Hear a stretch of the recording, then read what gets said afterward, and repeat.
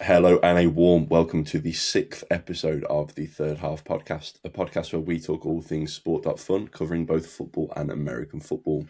I'm Palmer and I'm joined as always with my co-hosts Bruno and Samooves. And this week we've got back-to-back guests. So last week we had Caleb and Rix from the team, and this week we're joined from Laird. Laird, how are you? I'm great. Appreciate you guys having me on. And I may have been saying previously, appreciate that you guys are doing this show. I've gone back and watched a bunch of them, or all of them at this point, and it's great to just have more discussions about Sport.Fun kind of out in the open. There's a lot that's going on kind of in Discords and Twitter, and while those kind of feel public, when people see other people actually speaking and talking to each other about it out in the open, I think it's just great to both get the word out about Sport.Fun, but also, just provides a little more entertainment to the whole platform and the product itself. And so thanks for having me, and thank you for you guys creating this show. No, it's a pleasure. It's definitely been fun the last few weeks. And like I say, for me, it's another platform, another avenue just to talk about the game that I spend so many hours every day playing. So no, I appreciate that. We'll jump straight into it. Kind of who is Laird? You're obviously known within the space of Sport.Fun. You're known within So Rare and MFL. So, why don't you give a little bit of a background around yourself, kind of where you've come from in the Web3 space and how you found Sport.Fun? So it's a long story that I'll keep very short, but I basically worked for RotoWire, which is a big fantasy sports content site that works with Sport.Fun. So I worked for RotoWire for years, covering almost every sport you could think of. And kind of the thing I openly admit, but I also don't want to admit, is that I knew nothing about football until about 10 years ago. No, actually, it was a little longer than that. Let's call it 14 years, because I kind of time it with my son being born. That I was working part-time for RotoWire, and one day they had like a Premier League deal with ESPN where they had to write these player notes. And they asked me, I was basically desperate for work at the time, and they were like, do you want to look over the Premier League stuff? I was like, yeah, sure. I couldn't name three footballers at the time. And I basically just had to like grind my way into knowing more about football. And I remember very specifically watching like random Tottenham FA Cup matches, just trying to like figure out who these players were, and then finding out that most of the big players don't even play in the early rounds of the FA Cup. I also at the time had a bit of a hatred for Tottenham, because when I decided to get into football, I used to work in finance, and there was a guy who I worked with from London, and he was an Arsenal supporter, and he was like, you should like Arsenal. I was like, sure, why not?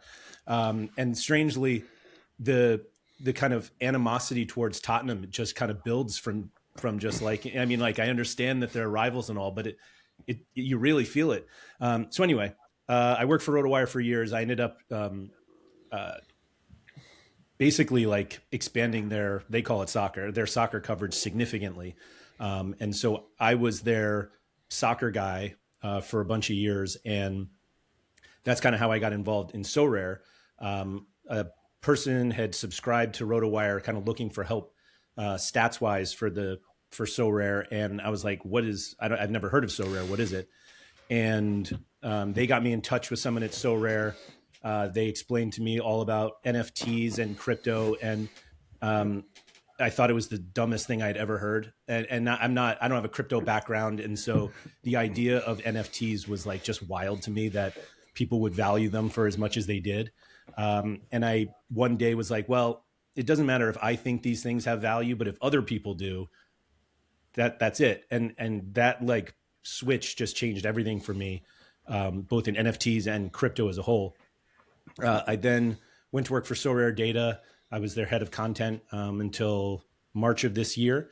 And yeah, I've basically been doing So Rare content for, I think it's about 5 years. But I got into football.fun through AJ.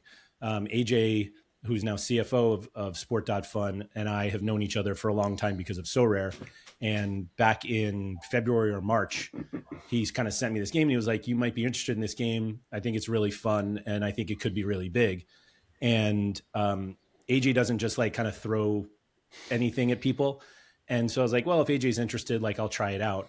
And so I played, leading up to the Champions League final, and then they did the Club World Cup, and all of it was free. And I was like, this game is fun. Like I hate to constantly use the word fun because it's all over the name and everything, but they really have nailed that part of it. And the more I got to talk to Adam and kind of understand the whole vision of the platform, it just really intrigued me. And I know a lot of people previously who were involved in Football Index, which is like a term that nobody who plays So Rare says those two words together. I didn't play Football Index because it wasn't available in the US, but I would have loved it. And I think there are some people who look at Sport.Fun and they're like, that's Football Index, I'm not going to play. And there are others who are like, oh my God, it's kind of like Football Index, let me get in. And one of the things I really appreciated talking to Adam early on was how open he was about Football Index and what was the other one? Footstock, and just like other platforms that he had been on that he had a lot of fun with, but realized that there were, usually some sort of big issue that didn't let it thrive like it could. And just that transparency, just in opinion. We talk about Web3 and the transparency of everything on the blockchain, but just like how open he is talking about other platforms and what the positives of some, the negatives of some, and how they can learn from those and create a game that that he wants to play and that he thinks other people want to play. And kind of everything that has gone on so far has been really positive to me. Obviously, if you're a market cap follower, maybe it's not exactly the direction you want to go, but I tend to look at Sport.Fun way more from the game perspective than the market. And, we can get into that a little bit later, but I guess I'm not answering your question at all anymore, but that's where I am right now. Yes, like for example, me, I just want to say first that like I watched your videos when I was starting to get into Football.Fun. I was searching for YouTube videos, like to know how to play and everything. And I saw all of your interviews with Adam, for example, all of your video. I saw your video open the founder specs, the first 100 founder specs. I saw you like picking Lamine Yamal at the first and everything. So like as you said in the beginning that you watched us, so I already watched you on the beginning, and like for me it was very very cool to watch your channel and know how to play the game. So that's how I started to play Football.Fun. Like I already said, I had no crypto wallet. I had nothing in crypto. So I was searching for YouTube videos, like how to play. And you were one of the guys that I watched to start to play Football.Fun. So that's it. I just want to say this. Well, thank you very much for watching those. Your experience with opening a crypto wallet and all of that is how I was on So Rare 5 years ago, and like I just didn't know anything about wallets, and I certainly wouldn't call myself an expert at this point. Although it is one of those things. Once you do it, you're like, oh, that is pretty easy. But Yes, yes, yes. Actually, yes, yes. yeah, it's But all easy when with you hear the every. first time like crypto, you're like, you know. But after when you get it, it's like it's easy to understand. Yeah, totally. My overwhelming fear with anything having to do with a wallet was like, if I just click one thing wrong, I lose everything I have. Like, I feel like my house will just disappear. And so it's like, but again, once you get into it, it's fine. And obviously they've added new things that allow people to play with a credit card at this point. And so Yes, it's just kind of what you can do to open it up to the masses. yes, So I also wanted to add, let's take all the three games. Let's not also talk about Play MFL. So I discovered you through the MFL episodes. So I thought it was just appropriate to get all of the three games together now. So I watched your episode with Trust the Process, all of these interviews with everyone. So I discovered you through that on, I think it was on X. I also started MFL back in the Breakaway, which was 10 months ago. Also a game I really enjoy and I'm still playing it. And yeah, I thought I'd just say thank you for those first few episodes because I think through you I discovered MFL, if I'm not mistaken. No, I appreciate that. Yeah, I think what's nice about them is that they're all different enough that you can play them. And I always find it weird when people are so like platform agnostic. Like, if you like this, you can't play this. And it's like we all do a lot of different things. you don't eat the same food every day, and so each game scratches a different itch, and that's why I like being able to talk about all of them as well. It's not like one platform's telling me not to talk about the other one completely. But just being able to enjoy all of them, because like I said, they're all a little different. And so being able to play them all and being able to talk about them is fun. No, perfect. I think as well, when you said you've kind of gone off a little ramble, you probably covered quite a lot of kind of follow-up questions I had. But one thing I wanted to touch on is what was kind of your experience on the free-to-play, and what's it been like on the pro version? Because for me personally, I had So Legendary kind of, hit me up and told me about the free-to-play, and I think I lasted about 48 hours. Everything was a pump and dump. If a player placed a pass, right, let's sell. And it was just this chaotic turnover that I was like, this is too much for me. And I prefer something a little, not backseat enough that I don't have to ever kind of, log into the game, but something I can kind of come in a couple of times throughout the day, and do it that way. So have you found that the pro version's a lot slower? Is it more suited to what you kind of prefer than the free to play, or did you like that fast paced, chaotic win or lose everything kind of mentality in the free to play? So did you join for the Club World Cup, or were you here before that? I can't remember. I was in just before the Club World Cup on the free to play, but I wasn't around for the Club World Cup, and then I came in about a week, 10 days after the pro version had launched. So I kind of was in, missed the chaoticness, and then missed the pro launch, and kind of came in just before the so yeah, good timing. Good time. Yeah. So the early beta, I don't even know how long it was running, like before I started, but I was fairly early. I think I have one of the first 1,000 user badge, so I wear that with pride. But early on, it wasn't quite as chaotic. You did see people kind of move in and out of players, but it wasn't that bad. As the Champions League moved on, and we saw the same thing with the Club World Cup, like as players get eliminated, their prices just basically go to zero, because you're not going to, we knew there was an end point. And so what I kept trying to tell people was the way that the game was being played, like the free-to-play version, is going to be so different when people have actual money on the line. Yeah. And we don't necessarily have like an end time. Right now, when you own shares of Yamal, the expectation is you could have those shares for 20 more years, for all we know. But when it was a Club World Cup competition, you knew that when the Club World Cup ended, it was over. And so I didn't mind the extreme volatility, because I was like, I just don't think this is going to be the game. And frankly, I think there were cool ways to play it. So I was like heavy on Real Madrid for the Club World Cup early on. And as they advanced, it was like the value of those shares kept going up. And then I basically was too late to get in on all the PSG guys for the final. And like they had all just skyrocketed. And I was like, well, I'm not going to make up any ground getting PSG guys. So I went like heavy on Chelsea. And I like Cole Palmer was like my highest holding.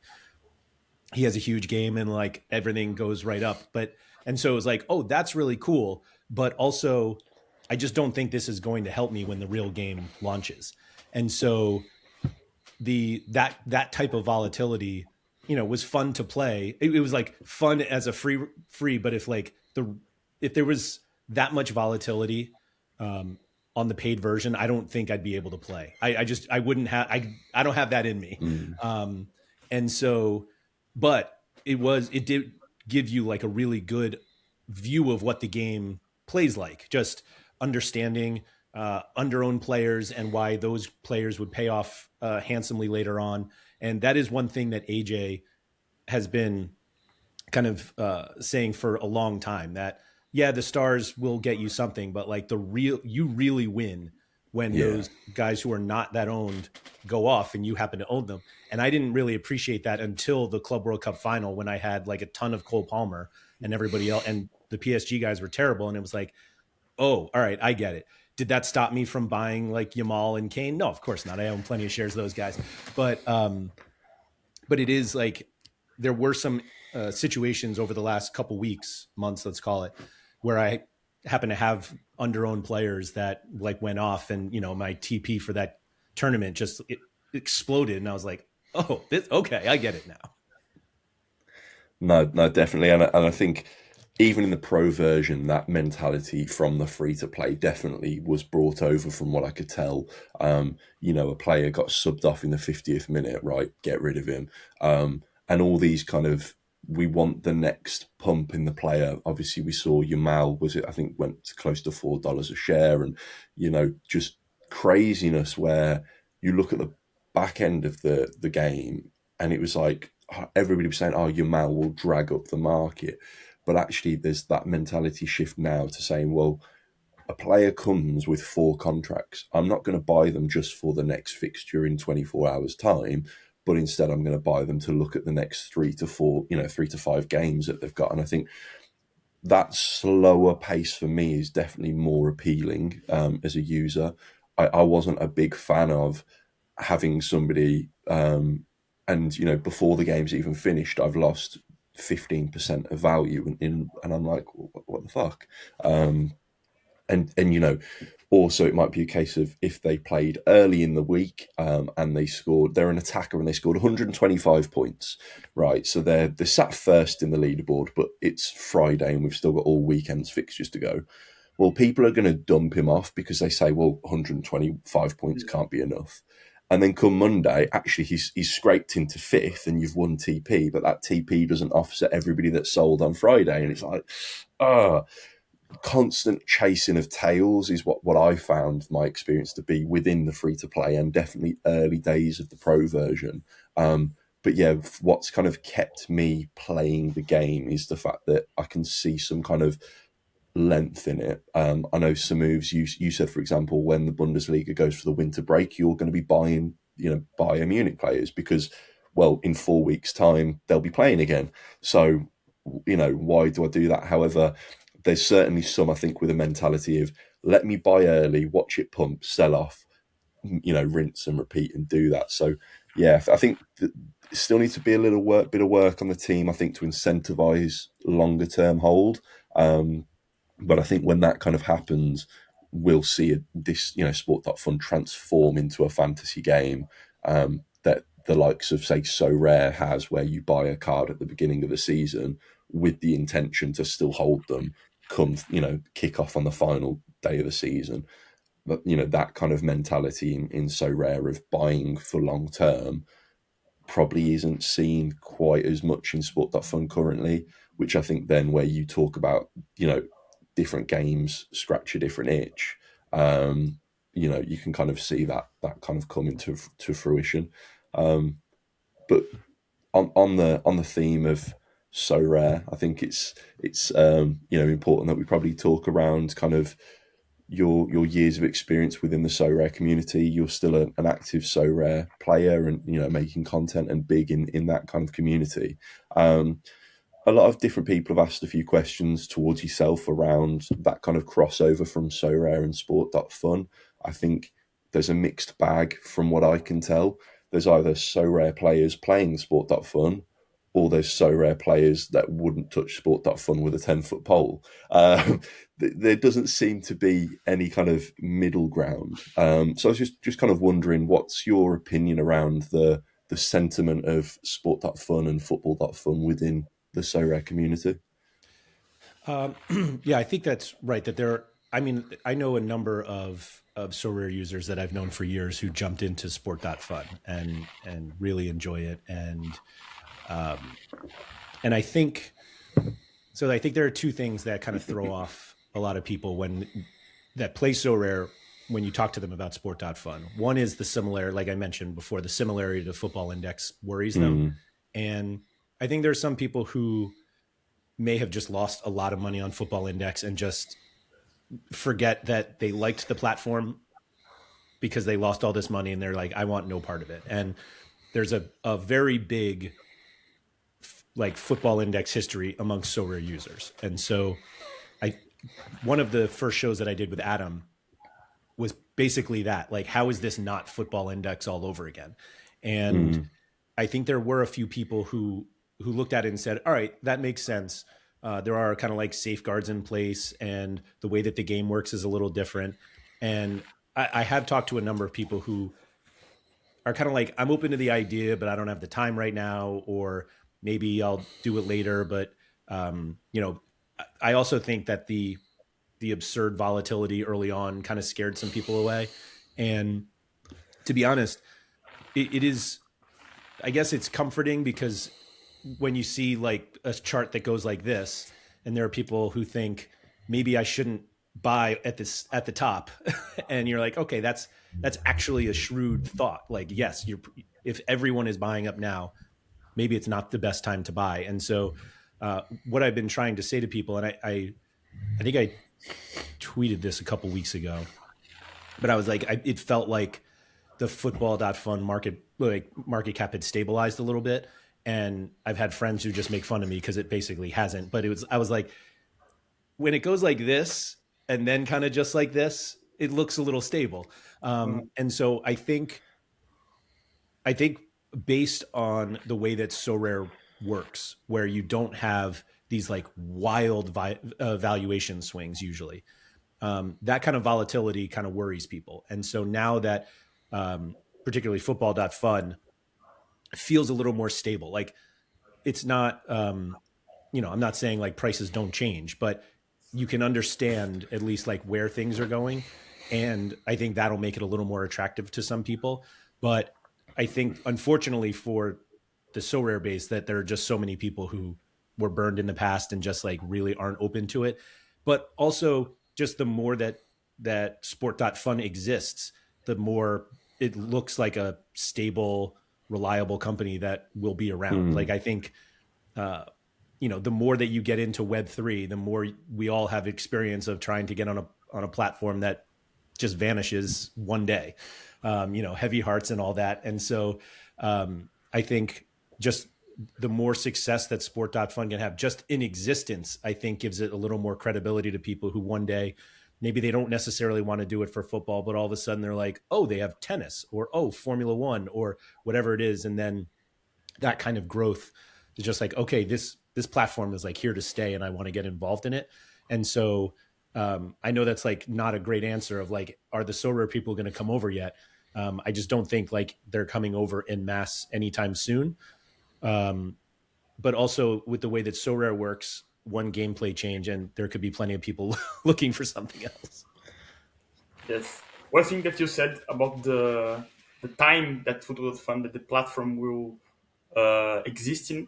I remember that once Adam said that on the high peak with 150 market cap, he said that they earned the fees for running the platform for like 2 years.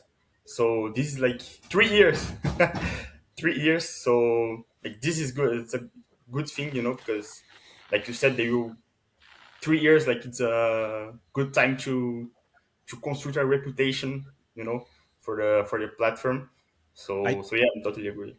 I think about that every day.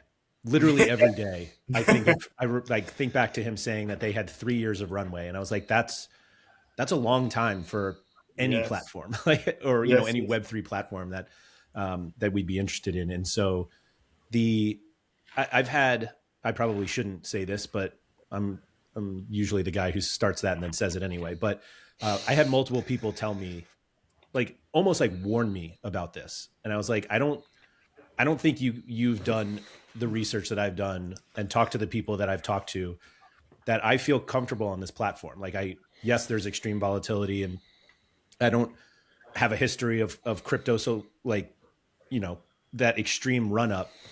Um, I remember having conversations with people who are like, what are we going to do? Because like all of a sudden, like our portfolio is worth way more than we put in. And it was like, do we think this is going, where do we think this is going? And uh, I, I think I think I play, or at least I deal with my portfolio probably in a suboptimal way, that once I buy shares, I almost never look at what shares cost.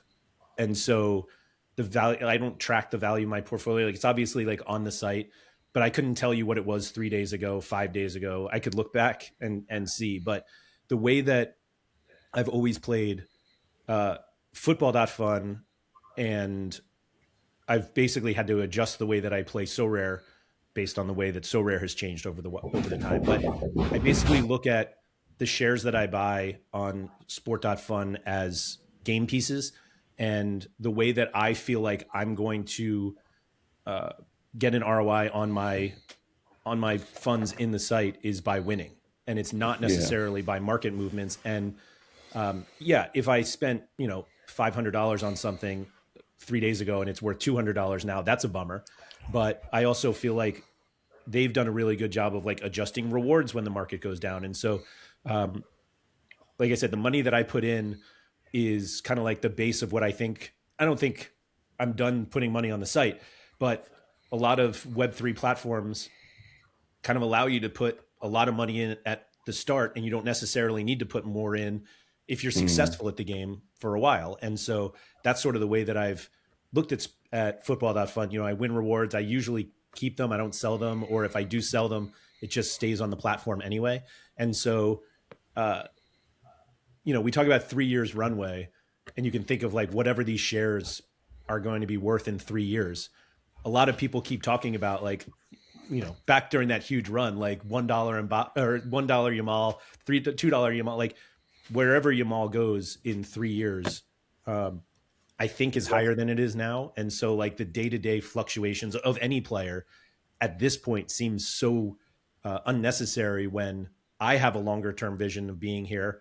And the more shares that I get, the more TP I earn when these players do go off. And so it's just a matter of accumulating.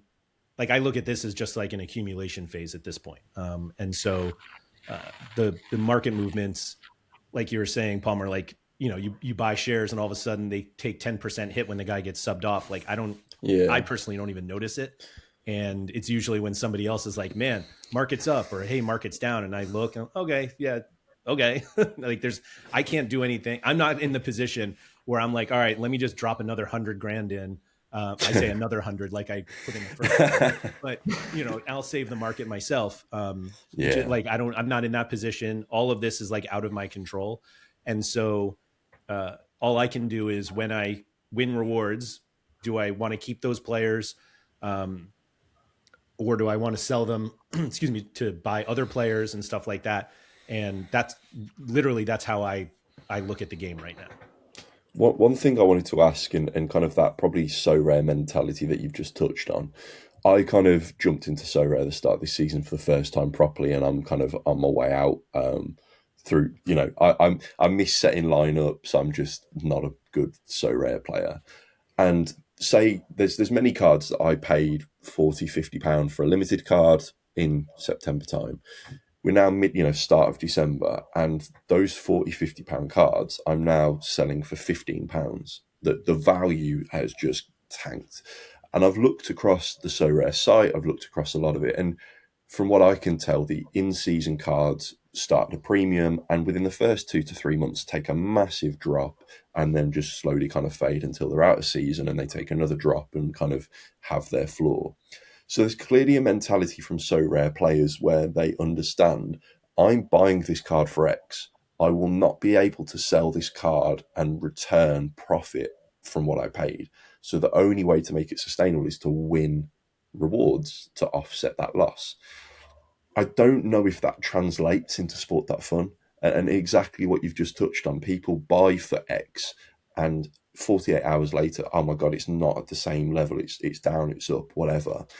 Do you think that mentality needs to probably come over from So Rare to where people buy for longevity over the course of the season and for rewards? So like yourself, buying your mail to say, well, you know, he's not even in his prime yet. He's got another 15 years of, you know, playing at least. You know, instead of looking at the next month, I need to look at 6 months, you know, a year or so down the line. Do you think that mentality will come across, or is that just something that because people have a shiny card on So Rare that is theirs, they can, you know, kind of link that financial loss to kind of, you know, if that makes any sense of a question? No. Yeah, no, I completely understand it. So I'll start by saying I don't think that people are happy that their card goes from £50 to £15 in 3 months. But I will also say that I think it's a mindset thing. for the most part. And this is something that has existed on Sora for years, but has become more prevalent over the last two with their new, like with their in-season model to win cash and everything. But uh, because of like the digital ownership of the card that you were saying, they have a shiny card and like, oh, I know what I spent for this. And then if you go to sell that card, you're like, man, I paid a lot more for that. And there's a total ignoring of what you've won with that card. And Mm. one of the things that we had, one of the tools we had on Sorter Data was like you could go into a card and see like exactly what it won.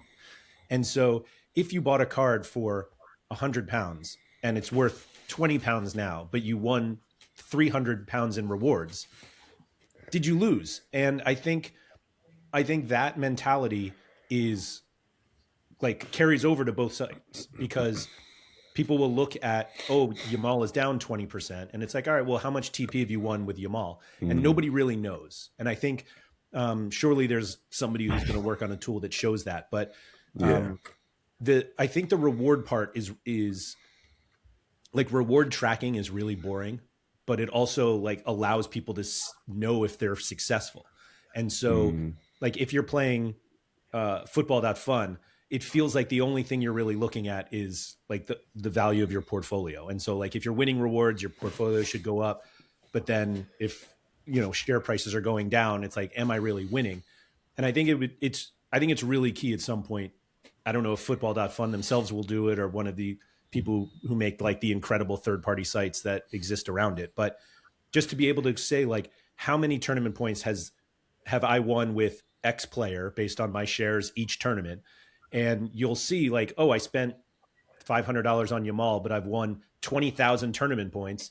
And Mm. at that point, I don't even think you need to like go into which packs you got from those tournament points because I think that is kind of just the RNG of packs leave your ROI kind of all over the place. But Mm. like there was I forget which player it was. Might have been Mason Greenwood, which I hate to admit, but like I bought him a couple weeks or months ago. I forget who Marseille were playing, but he like smashed. Like I won so much off of him like right away, and his price like fell like as soon as rewards came or the hour before rewards, like the price tanks because it's like, oh, people don't want him anymore. So like the value of my Greenwood went down, but I literally won like 10,000 tournament points in like 2 weeks from him, and I was like, I've won way more than the drop in price, but there's no way for me to really see that, and so Mm. like I said, I think it's just a mentality that people need to understand that the rewards they win are just as important as the price of their shares, day to day. It's probably a good call then. Yeah, I mean, I agree. You've got the little graph within the player that kind of shows week by week, and there's like a bar chart. I think Yeah. if we've all seen, but again, it doesn't really translate to the exact tournament points you've won per player. And I'm certainly the reason I asked is I'm in that mindset of I do not see tournament points. I don't want that to offset a financial loss on the player that I bought. I want to see that as a reward and an extra. Mm. So yeah, so my mentality certainly any changes. But I've had it. I've recently sold Unai Simon and Rulli. Um, I've taken massive losses, and I'm talking. I think I bought pretty much each for about 1,500, and I've probably got about 500-600 back from each of those. I've taken massive hits. Nearly like £2,000 off the two players combined. But I know I've earned a lot of tournament points. Probably hasn't offset the £2,000, but it's certainly gonna make that gap a lot smaller. So no, definitely, I think it's a good one. Sam, have you kind of got anything else on the so rare aspect with Laird? No, so I've been playing Sora from 2021 to 2023, and the reason I left specifically is like you said, Laird, is a bit moving the goalposts. There was always new rules. I remember I remember I was very happy when I got my first rare stack. And so for that specific season, I was thinking, yeah, I'm going to get those 250 points and get that $50 threshold. And then bam, they added a rule like, no, you can't do that anymore. And Yeah. so that happened a few times to where I actually then quit in 2023. And then I dived into MFL and then now in Sport.Fun. But I guess the question to you, someone who's still involved in the game, Are they still changing quite frequently the rules, or is it no now where the rules are set and the only things changing are that there's new cards every year and that's about it? Are the rules themselves changing often or not so much? I wouldn't say they're changing that often. They seem to be adding more and more things, which just complicate the site further. Like there's like a very simple way to play so rare that you can do, and then there's a very very complicated way, and it almost doesn't feel like there's a middle ground. And so I mean, the biggest reason they changed the game as significantly as they did is because they realized the way that they like the platform wasn't sustainable on its own. They were giving out way too many rewards, and with this kind of user expectation of lifetime utility for my cards, and I can buy a card once and win forever.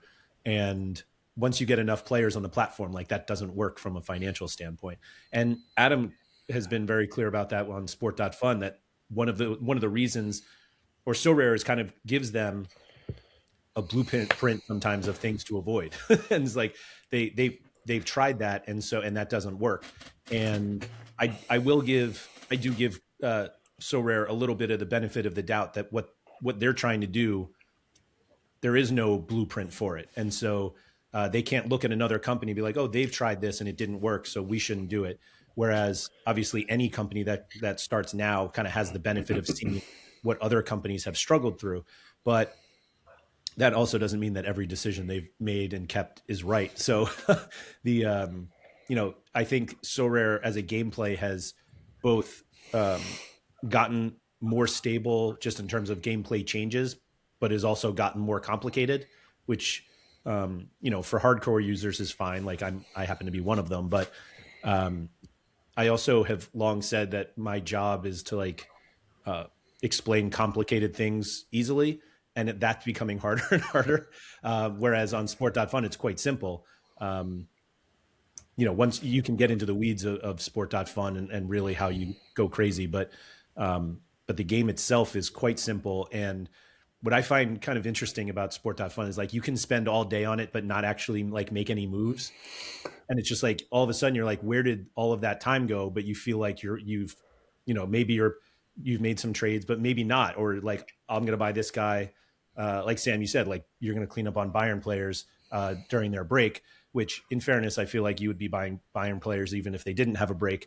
But it's just that kind of planning that doesn't necessarily equate to like immediate action on the site, but you are kind of doing the research of figuring out, well, here, they have two games that upcoming that don't look so good, but then they have three. And so maybe I'll wait a little bit because the market may come down and I'll get some more shares for the same amount of money. And you can make it as simple or as complicated as you want. But even the most complicated way to play still isn't really that complicated, which is a huge plus to me. I I think guess you mentioning that. yeah. Oh, go on. No, I guess the reason that I brought this up is because even back then it was getting more and more complicated. I remember they were introducing Essence, they were introducing all these different things. Now you can only have these different tournaments, and now there's all these different rules to it. Whereas when I first started So Rare, it was just you set up, you have your lineup, you have one gold tournament, one or limited, one rare, and a couple of others, and it was actually quite simple.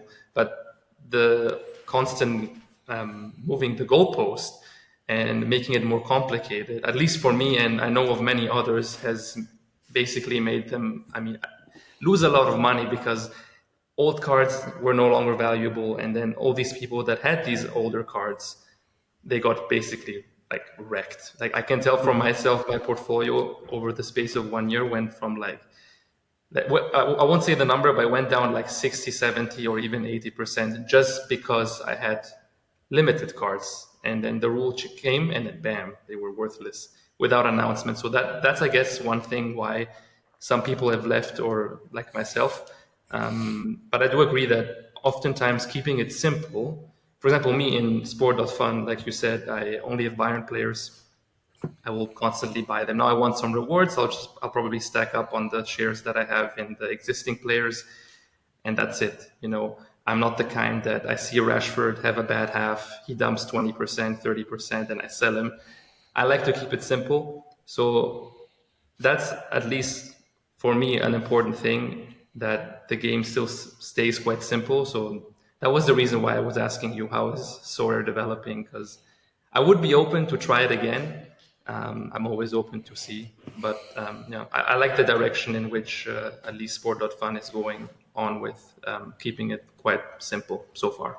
Yeah, I think that part's actually really important because I'm in a number of uh, you know group chats about Sport.Fun, and some of them it's like, oh, they should do this with subs or the bench, and there are all these ideas, and it's like a wall of text of like, here's a really simple idea, and it's like there's no simple idea that takes up my entire phone screen that has to be explained.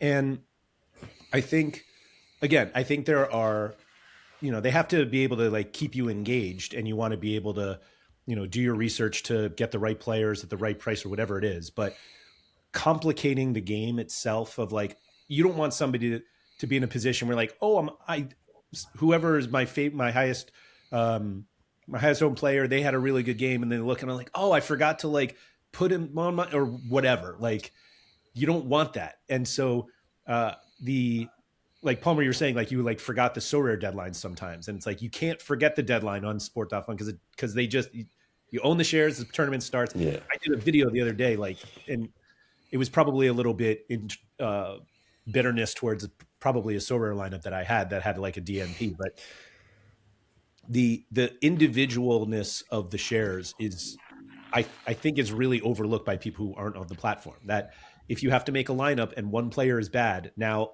the other players that you had are just wasted. Worthless, yeah. In Sport.Fun, they're not. You still own them. And I was talking to PSU fans too the other day about it, and he was like, the really fun thing is that if you have somebody who's playing on Monday, like you have a shot all weekend to get like a first place, player that finishes in first place, and that I think that's just a really positive point for people who don't necessarily want like a complicated fantasy game, but still want something that's like engaging and fun. I mean, you mentioned earlier as well about kind of so rare is writing the blueprint. They're leading the path. So rare founded obviously in 2018. Took kind of 3 years for that 2021 massive boom that some moves like yourself joined in that year. Do you kind of think that Sport.Fun will take as long to get that as big, quote unquote, or do you think kind of so rare has led the path and kind of created the platform for other games and like to kind of grow, and then on the back of that, do you even think that Sport.Fun can have that longevity to kind of last the, is it, seventh year now that so rare is going into, kind of, do you see that and think that Sport.Fun is comparable in that aspect, or do you think they're completely different and Sport.Fun's walking its own path? That's a great question. I I think the difficult thing with looking back at like the so rare boom is I don't think it had much to do with so rare. And Mm, I've said this before, so it's not, there's no like hot take here, but like the entire, like the world shut down, yeah.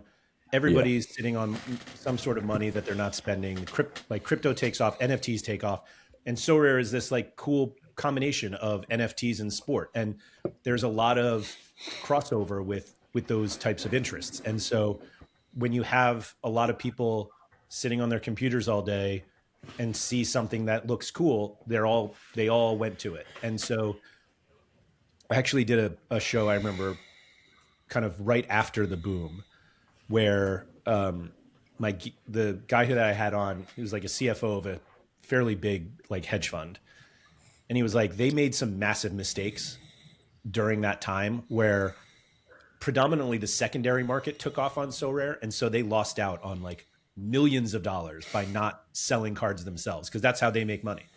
And that when there was this avalanche of users to the platform, they didn't like blast out as many cards as possible.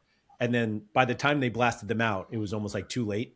And so that boom, like I don't think Sport.Fun needs that boom, but if it happens, it's not going to be because of something that Sport.Fun does. Like, I think Mm. So Rare was kind of just in the right place at the right time, and lots of people hugely benefited from that, and lots of people joined and have had a negative experience ever since, because there are plenty of people who buy near the top, and so they do is then think of like what they paid for their cards. I literally did this on stream yesterday, like looking back at a card that I spent like absurd amount of money on, and I was just like, I can't believe there was a time where like I was like, yeah, I'm gonna go buy some random Japanese goalkeeper for $800, and I was just like, I look back and I just can't.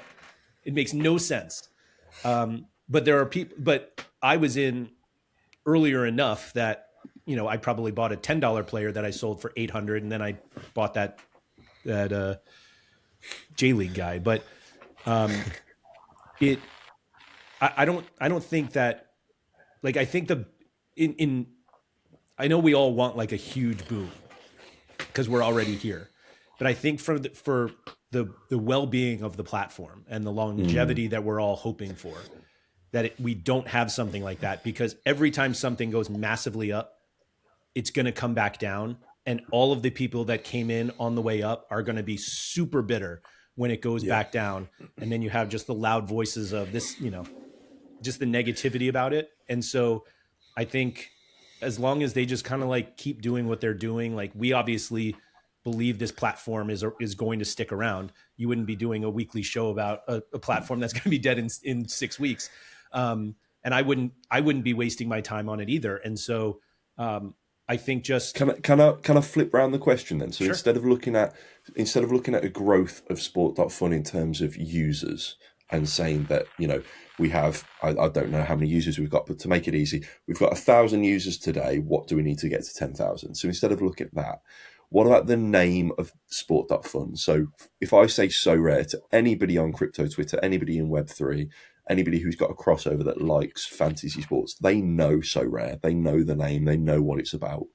I think a lot of people at the moment don't know what Sport.Fun is, or they have an inclination from Stocks FC, Football Index, UC, whatever it might be. What do you think will need to happen to get Sport.Fun's name in the same conversation as a So Rare to that height? So again, not looking at user base, but looking at the kind of strength of the platform and behind that. Do you think the actual name is a problem? No, not. Okay. I think Sport.Fun. So my background is I wasn't in So Rare at 2021, but I was scrolling Twitter. Definitely not crypto Twitter. Mine is football Twitter. Scrolling football Twitter, and I'm seeing. I remember there was a Chinese or Japanese guy that spent like $1 million on a billboard NFT. Proposed to his wife, and watching Logan Paul do zoo parks or whatever it is, and all these things where people are getting rug pulled left, right, and centre, losing money. And I sat there going, what a load of fucking idiots. What are they doing, wasting their money on NFTs? It's then taken me a little while longer to come back afterwards and kind of get into MFL. Was my first, walk in. And that was because it's very much in my mind a Football Manager-esque game, nice and passive. I don't see me buying NFTs. It's almost like a paid version of Top 11, which I played on Facebook as a kid. I've got a lot of understanding to why that's kind of the way it is. Sport.Fun, when I first saw it, came along with the site Pump.Fun, which was going over on people, rug pulling people all the time. And I remember there was one video I saw of some young kid, and he was streaming himself and he rug pulled everybody and he's laughing. And then, that price carried on going up, and kind of he was made to look like the chump because he'd rugged it. And so there's all these negative connotations, I think, going round for people that are not in the crypto Web3 space. So I could go into the pub and say, oh my God, you should have a look at So Rare. We're watching the football. You can buy a card of him, like you can go get a Topps or Panini card in the shop. You can buy a card of him and you can win rewards. That's a very, very easy conversation. If I turn around to my mate and say, oh, look at Sport.Fun, you buy shares of him, he might give you reward points, which you can then get more shares in. if other people buy the same player, it gets more money. If other people sell, you lose money. They're going to turn around and say, "Fuck off!" Like it. Do you know what I mean? Like that. That's just me talking from experience on what the people that I hang around with and stuff away from this space. And that's why I kind of ask, what do we think that Sport.Fun needs to do to get in the same conversation as So Rare, where it's a 30-second conversation of, well, what is the platform and why do I even need to care about it? Not necessarily saying, how do we get Sport.Fun to, 100,000 users and pump the market cap? Because, again, as a fantasy player, I don't care for that. I don't care for the market going up or down. I want the market to be as flatlined as possible so I can have it as a PvP where Just play the I'm, game. we're all playing the game, us four, we're playing against each other. Whoever has the better football knowledge wins. That's what I want. I don't want to buy shares and rely on my next door neighbour to buy in tomorrow for my money to go up. That's my mentality. And do you think that Sport.Fun will ever get into that where So Rare users are just fantasy players? Yes, they want rewards and money, but I don't think anybody's sat down logging into So Rare trying to win next month's rent money. They're doing it out of enjoyment. Do you think that Sport.Fun will ever kind of cross over into that? So I think the real question is basically, can the market be hidden enough that people just look at it as a fantasy game? And the reason I say hidden is because um, it mimics, or it looks like a stock market to people. And so there are lots of people who have and maybe I'm just showing my age here, but plenty of people in a retirement account, everybody owns stocks in their retirement accounts. But we're not looking at the market every day being like, oh, I wonder whatever Netflix is worth today. And most people don't want, they put money in a retirement account because they don't want to think about shares in the market and all of that. And the reason I think that's actually going to be the toughest barrier in terms of widespread adoption to Sport.Fun is I agree, the idea of shares, it's just not easy to understand for a lot of people if they just play traditional fantasy sports, I'm just going to pick this player, or daily fantasy sports where it's a salary cap, and so each player has a price. The idea of owning shares, plus if you own more shares of a player that doesn't have a lot of shares, I think that's the part that it becomes tricky in terms of widespread adoption.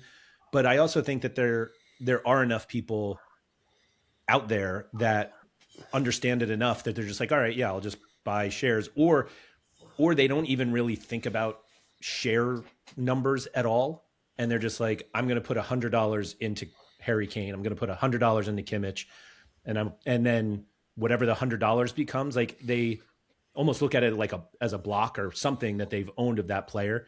But I do think the marketplace aspect, which I love, I think it's a fundamental thing with Web3 of having a marketplace like this. And the Sport.Fun marketplace is obviously very different than So Rare and MFL, where you have to find a counterparty to pay your price or whatever it is. But I think that's actually going to be the hardest part, is convincing people. I hate to say convincing people to look at it like I do, but basically put in X amount of money and try to win Y rewards and just worry about it from there. Even the fractional share thing is nice, because if the share goes to, if your mall is $1,000, then you only need a fraction of it. But I think I think the fantasy aspect part is easy. Yeah, buy players, win rewards, but it's the whole how many? Oh, why? I have 1,346 spot 42 shares of Locatelli. What does that get me? And it's so I think personally, I think that's part of my job, is trying to get people to understand what it means. I think a lot of people understand what a market looks like this, or they recognize a market, and there are some people who are that's just not for me. But if we can just make it easier to understand, where you are just kind of buying a piece of a player and then winning a piece of the rewards, then that makes it a little easier to get into. So I think that's the hardest part. Yeah. Like you said, So Rare is buy a card, put it in a lineup, win rewards. And here it's like buy some Take your shares. share. Yeah. But at the same time, like for example, I don't know how much is the floor to buy an NFT on Sorare. It's like $5, something like this, $10. So that's the funny thing about SoRare. So like it's probably like $2 if you buy it from SoRare, and 12 cents 30 if you're pence. buying on the secondary Yeah. market. But for example, for me, I think that it's more like it's more accessible for people to play Football.Fun comparable to Sorare. For example, if you put I don't know $10 on Football.Fun, you can buy multiple players. Like you can buy all the players of the platform, even if it's like 1, 2 shares per player, But it's more visual for the person who like put like $10 to play the game comparable to Sorare. I don't know how much. I never played Sorare, but I already entered the website. I saw the NFTs and everything, and I was like $5 to buy an NFT of Maguire, and I was like, no, I think that's like too much to buy one player and Maguire. So I was just like, with $5, I can buy a lot of shares with a lot of players in Football.Fun. So I think this is a biggest difference between Sorare and Football.Fun. You can buy with the same amount, instead of buying one player, you can buy a lot of players. So I think this is a good difference. Yeah, I think, and the fact that it's all the best players in the world, or at least most of the top players in the world. Like the floor right now for a Yamal is like $250 on SoRare, and it's like if you don't have $250, like you can't Exactly. get Yamal.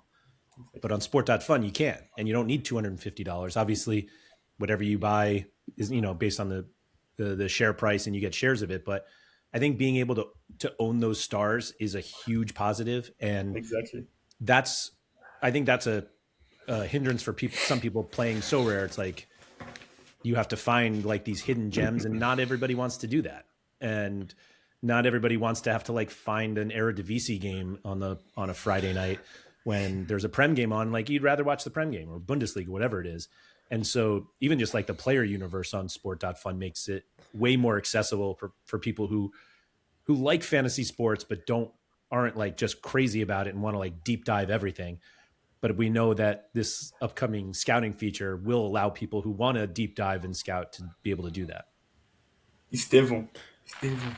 I want Estevão. Do you think then, Laird, kind of when you talk about that mentality shift around, you're just buying a share of player to get share rewards, do you think that's a simple fix with a new user interface? Just a different layout of the site maybe could change the mentality, or do you think that's something that is part and parcel of Sport.Fun that will just always be the case, and there's no way to hide that or kind of change that narrative? So I think I don't think you want to hide it in the end. I know I just said like it kind of makes it difficult, but like if you had like $100 worth of a player and you see that it's worth $100 and you're like, oh, that's cool. And obviously everything depends on share price, but if you're like, oh, I own 8,000 shares of this player, like that sounds like a lot, even though it could be, $8 for all we know. But so I do think that, like, I don't think you want to hide the share numbers just because like people like bigger numbers. And so if you can say like, I own 8,000 shares of someone, that sounds better than $80. And share price, like share amounts don't change if the value changes. So like if you own 8,000 shares at $100, you still own 8,000 shares if it's worth 120 or 8, whatever it is. So I think they really like the marketplace aspect of it, and that each player is basically like a meme coin, and so I don't think that goes anywhere. I think it's more just getting more people comfortable with it. The reason I ask that is I find it quite strange, shall we say, for what the team add in for information that we can get and what they leave out. So, when you go into your roster, you get a little graph at the top. First thing you see at the top of the page is a graph. You've got the market value and you've got your squad value. And then underneath, you've got your port size. And next to the port size in big glowing red or green, you've got up percentage and you've got down percentage. Now, if the market is very, very flat, your line will just go a straight line, and it might be like plus 0%. If, for example, you've got, I don't know, for examples for me, I had at one point my port within Football.Fun was around 20k, and I make one sale of a player for $200. It's a percentage. Now, because the market's been so flat, my graph now has a massive fucking dip in it, but there's no y or x axis to explain what that dip is, and saying that actually you've just gone from 20,000 down to $19,980. I'll be like, okay. But I look at the graph and go, oh my god, I've dropped this big on my screen. It's like I can get 3 fingers in that gap. Oh my god, that's a massive drop. So that mentality straight away is going, holy crap, what's going on? And so that when I say, to you, do you think that user interface can change that? I think there's a lot of subtleties, like adding y and x axes onto the graphs, that will just paint a better picture as to what's actually happening with your shares. And it's very, very difficult to kind of, you can go down price change per hour, per 24 hours, but you can't go through per 6 hours. So I can't look at an NFL game pre-kickoff to after kickoff and see what the price change is. I can only go back to the third quarter and see what the change is from the third quarter to the end of the game. So again, mentality-wise, I don't know what's happened. And if I then jump to 24 hours, again, I've got a different picture. So where that graph could have been, from 24 hours ago, it was very, very low. An hour before kickoff, it saw this massive spike. In the second quarter, there was a massive dump. And then now at the end of the game, I'm here. I just get A and Z. I don't see the picture in that graph with any definitive kind of answer. So me as an overthinker, speaking about myself and not anybody else, I will paint whatever picture I want in my head of what that graph has just done, and do some mental gymnastics to either make myself happy or to make myself pissed off. There's no middle ground. And so, for a person who's new to this or whatever, Caleb kind of explained it last week, where a lot of kind of Web 2, Web 3 people need a lot of hand holding, to kind of get comfortable. And I think the site very much lacks any form of kind of hand holding to a degree. And it's something I've said from the get go. We're kind of 4 or 5 months in from the pro version launching, and I haven't seen many user interface changes to the site. I still feel it's just a glorified Excel spreadsheet with a fancy logo in the corner. And a lot of people fucking love that. I personally enjoy that because I've got a spreadsheet of that spreadsheet elsewhere for me to track. I track what that's tracking because I'm stupid in that sense. But I certainly think that kind of user interfaces changes and updates would fix that. And I think one thing on the back of that to kind of ask you is kind of, when you're looking at your ports and your roster, how are you split at the moment? Are you very FDF heavy? Are you very NFL heavy? And kind of, what is your strategy? Are you a kind of Samooves in terms of buying a lot of a team, which you did in the free to play version with the likes of Real Madrid, where you buy for long term holds? Do you kind of trade week by week? What's your kind of strategy? So on the UI thing, I think you make a great point. I think it would almost solve it, even if just the default when you went to your portfolio was like 1 month or 1 week, and it doesn't seem as drastic. Excuse me. I do love though, like when you promote players from your dev squad and it just goes up, and I'm like, oh, that makes me feel good. Palmer, you need to do that. You need to promote the players. You get the spike. Yeah. It's great. I need to today. Actually, yeah, I forgot. and that's almost like a reminder of like, oh, I won. And like, it's like, this is what happens when you win. You get that immediate spike. I'm shocked that you said all of that and didn't mention dark mode. I've given up. Yeah. So anyway, to your question, I'm like 80% football and 20, maybe not even 20% NFL. So, I started in fantasy sports covering the NFL, and I covered the NFL for years in fantasy sports. And when I started covering, this is going to be complicated. When I started covering football, I I stopped. My interest in American football decreased, and I probably last season probably knew less about the NFL than ever in my life. And it's just very strange to say as like an American who grew up watching American football. You're prepared for Um, the World Cup. That's it. yeah. Uh, and so when they were talking about adding sports, I was like, and they were talking about we got to get the NFL, and I was just like, Nah. all right.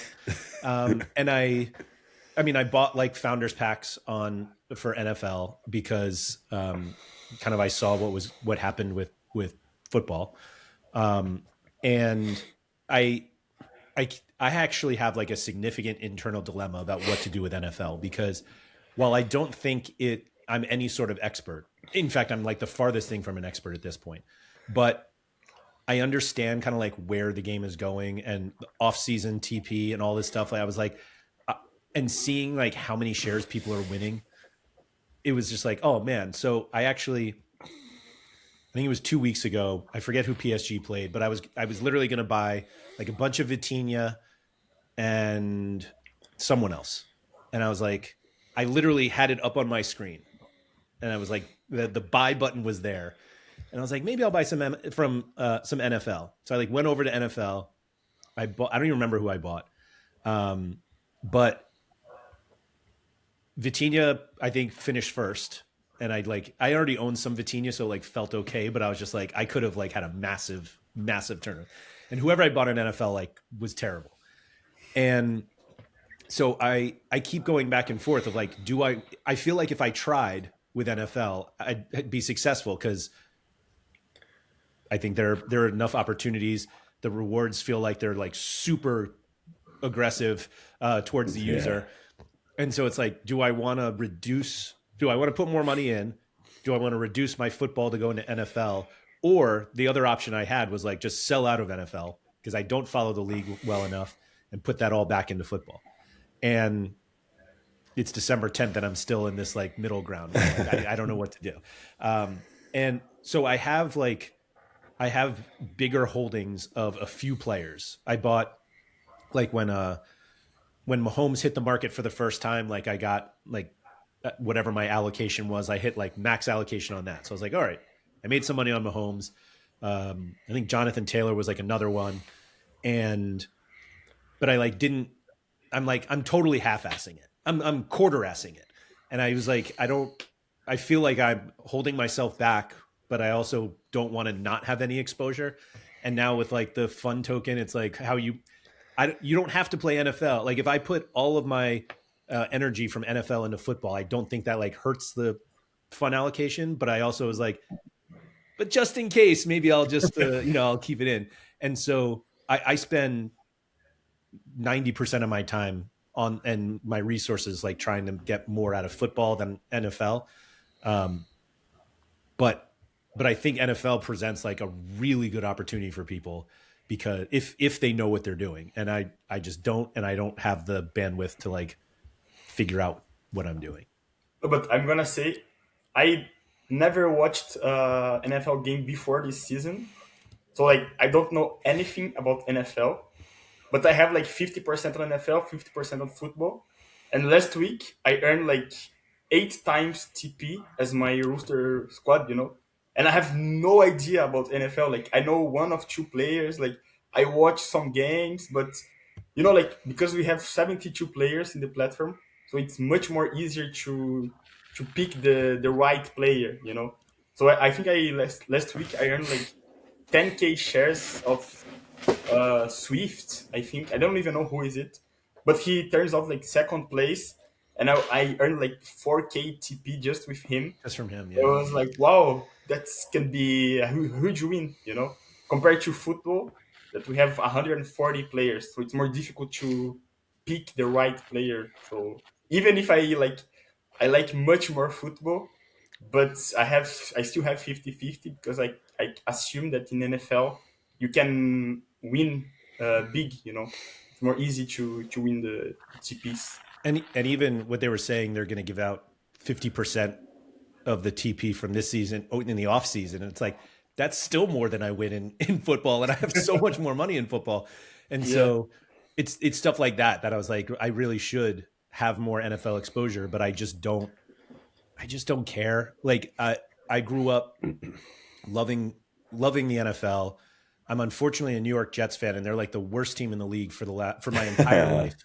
And my wife asked me the other day, like, why we do, like, why? Or, well, there's another team, and I was like, I can't, I'm 44 years old. I can't pick a new team at this point, but they're miserable. It's just there's nothing good about them, and so every time I like start to think of NFL, I like inevitably go to the Jets, and they're just it's a terrible experience.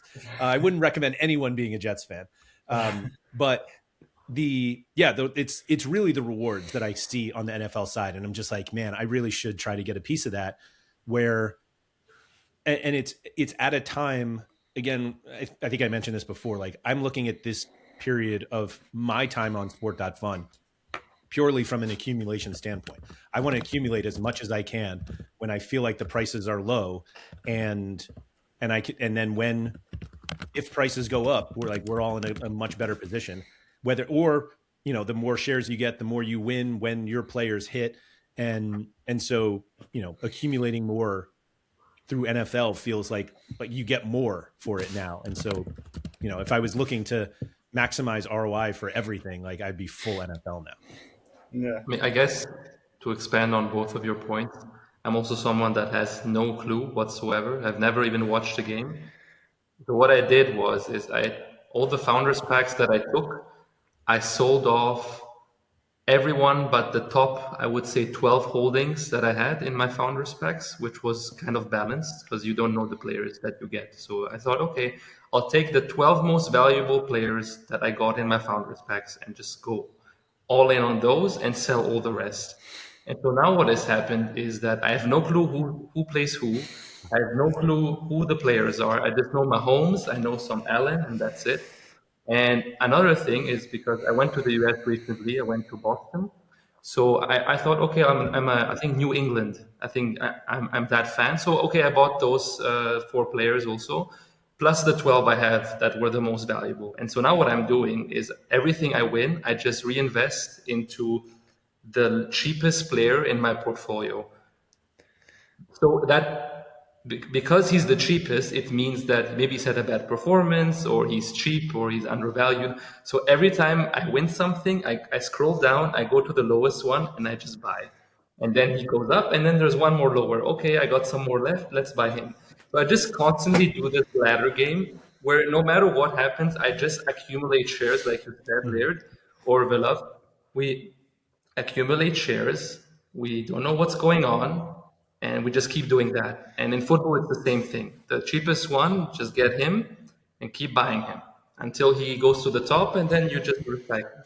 So I think that has worked well so far, but I have no clue what I'm doing. So I think it's definitely. I've seen a lot of people say that they've been winning more rewards in NFL than Football.Fun, and that they're kind of having that internal dilemma of, I want to play Football.Fun, but NFL's being more rewarding. And I suppose it probably comes down to that conversation of saying, well, what are you playing for? Are you playing for financial gain? In which case, maybe the NFL is better for you if you can profit more, or are you playing for fun? And would you actually rather take all those shares from NFL and put it on a couple of players that you've not currently got shares in Football.Fun, so you can watch and enjoy those? And it's so, I mean, I think I've switched my agency now. It's about 70-75% in NFL.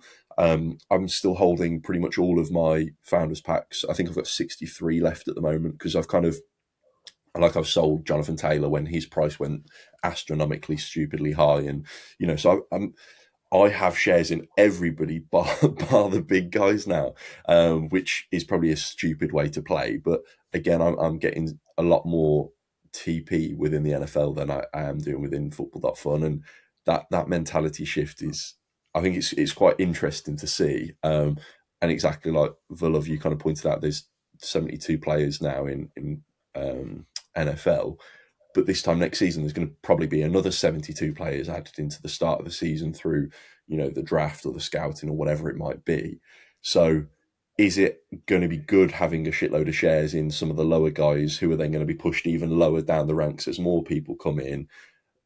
There's so many different ways to kind of play it. What do you kind of think, Laird, then in terms of that off season? Is it, when you saw the kind of breakdown of the off season with 50% rewards, you're going to be getting things like that? Maybe it will help towards the draft of the next season. Should they implement that if you've got NFL? Is this something that you're kind of excited for, the way it's going to be quite passive? There's another question in there kind of saying, would you be more of a fan of like a virtual game where they kind of simulate the games week by week so that we're still playing, or do you kind of prefer the, set and forget and come back in 7 months? Yeah, I mean, given that my interest in the NFL is so low, like I'm perfectly content saying goodbye for 7 months and coming back and be like, oh, that's right, I have my shares. Sims are feel like a really hot topic lately, and it feels like there are an equal number of people who are pro sim and con or against Sims. I think Sims are really stupid. I'm sorry. Like I understand why people like them, but it feels like the range of outcomes with Sims is so much smaller, like realistically, than real life, which is weird because they're kind of like based on real life. But I didn't join a fantasy sports platform where I could like watch on TV like the best athletes in the world doing what they do best, and then watch like a programmer decide like which players are going to be good for the next tournament when the real athletes are not there. Like I understand the push and the draw to Sims. I just, no thanks. Fair. And so as it stands currently, there's no simulation, there's no virtual game. Are you happy with kind of the breakdown that they've given for how off season will be ran in the Sims absence? Yeah, I think like they obviously feel like they need to do something in order to keep people from just selling everything and going to football. And obviously, like the more sports that they add, they're going to continue to have that problem because every sport basically has an off season. And so if they don't care, like if they're perfectly fine with like, and I don't want to say NFL going to zero, but like if NFL takes a massive hit, but all of the money goes to football or goes to any other sport, NBA or whatever sports they add, maybe they don't care. Obviously, it's like a bad user experience that every offseason, people try to front run the sell off and all of that stuff. I want them to stay as close to fantasy sports as they can. And fantasy sports have off seasons, and maybe if you just have to they're basically just paying you to keep your shares. Like if off season, that's what off season TP is.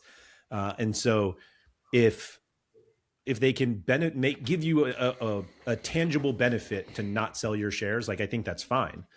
Some people are still going to sell because they're like, I can win more playing football or playing NBA when it comes. But I think just adding new dynamics that a lot of people didn't know, that didn't exist when we all bought in, I think is a little different. It's kind of like, it's not like moving the goalpost, but it's like, that's a significant game change of like, and with Sims, there's like nothing you can do for a Sim. Like there's no scouting for a Sim. You're just like, oh, you just wait for the results and you find out. Done. Yeah. Says the guy who plays regularly.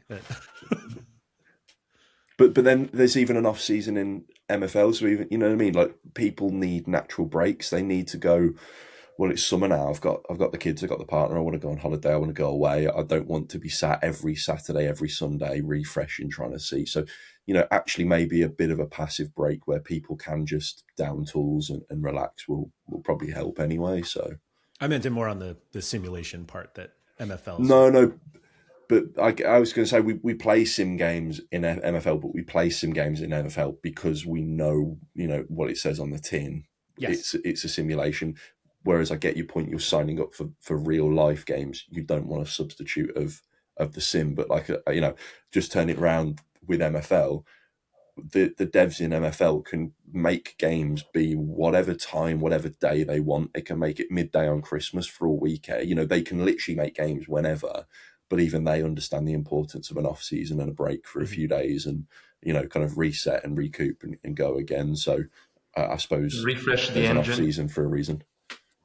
Fix the engine. I was going to say, has there been any fix the engine lately? I mean, I'm wearing my Liverpool hat. Was it a penalty on Wirtz? I was screaming in the pub that it was. I don't want to hear anything else. He had his shirt. Bastoni yanked him down. Szoboszlai scored it. There we go. Engine doesn't need fixing, in my opinion. I'm just happy for you. I mean, it's been a rough time. I'm happy for Wirtz. I'm happy, for Liverpool. And you guys won without Salah, which is interesting. So That's an episode in itself, I think. Do you own any shares? No, no. Just in terms of, I'm a Liverpool fan, so obviously Salah's going through all this dilemma of, will he, won't he stay? In Sport.Fun, ever since the start, I've actually not held any Liverpool shares because I understand for a fantasy aspect we are shite. I can't say the same in So Rare. I'm abusing myself in So Rare by only keeping my Liverpool cards and winning. I think I've been relegated in the Premier League. I'm now from 1, 2, and now in 3. So 3 weeks on a bounce from going full Liverpool teams I've relegated. But yeah, I think with Salah, it's a difficult one, and it translates into Sport.Fun. Did the price dump a lot? I didn't check Salah's price on SDF. Did it dump after the drama? I mean, I haven't checked, but I suppose considering he's been benched for like the past week, a couple of weeks, I'd assume that if it was to have dumped, it would have already gone. The price went from 0.275 down to 0.251, so not really. It's been a pretty heavy decline over the past month. It's probably come 50% down in the past month since mid-November. So yeah, actually, it probably has done since he was getting benched. But I don't know. It's a weird one. It's a strange one. With the pundits, the carriers. Yeah, it's such a rabbit hole, I tell you what. But back to why we're all here in the beauty of Sport.Fun, and let's talk about fun in itself. For all the listeners, if anybody's listening this far into a Sport.Fun podcast, I know you already know what fun is. Nobody here at this stage is going to be new. But if you have been living under a rock, I'll give a little brief explanation. So, Fun token has been launched. Well, not launched yet, but it's been announced officially. So it's coming soon. So we've got the Fun ICO. Looks like it's been going to go through Legion and Kraken.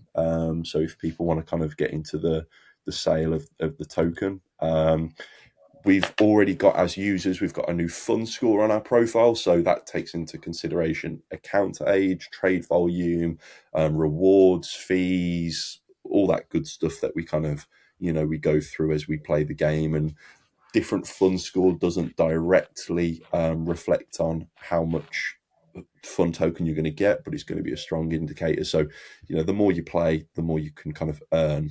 And yeah, so I did ask the team if they could kind of let us know a little bit of kind of something juicy in terms of what we can expect with the Fun token. And Caleb came back and said, so there's a few different things that we're going to be seeing with the Fun token.